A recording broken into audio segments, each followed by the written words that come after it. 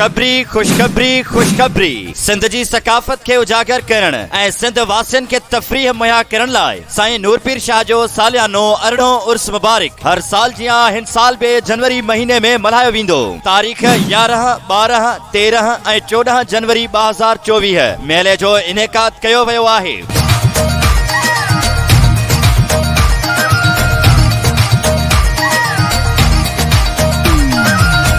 जनवरी ते कुरान ख्वानी ऐं सुघड़ कचहरी, 12 जनवरी ते डाग रेस ऐं मोटरसाइकिल रेस CD 70 ऐं 125, 13 जनवरी ते घोड़न जी रेस, 14 जनवरी ते उठन जी रेस ऐं उठन जा मुकाबला। इन खां अलावा सिंध जा भलोड़ रागी ममताज मोलाई, शाबान चाचड़, अली गोहर शर, जावेद सांवल, रहमतुल्ला शर, रहमान अबड़ो पंहिंजे फन जो मुज़ाहिरो कंदा, जॾहिं त सिंध जी क़ौमी रांदि कोडी कोडीअ में सिंध ऐं पंजाब जा मुकाबला थींदा। नोट, मेले में लंगर जो ख़ासि इंतजाम कयो वियो आहे ऐं पांधियड़नि जे अचण ऐं वञण लाइ सवारीअ जो बंदोबस्त बि कयो वियो आहे। मेले जा समूरा ॾींहं सर्कस ऐं ॿिया खोड़ सारा तफ़रीही रंग जारी रहंदा। वधीक मालूमात ऐं राब्ते लाइ हाजी खान महर 0300 33 44 661।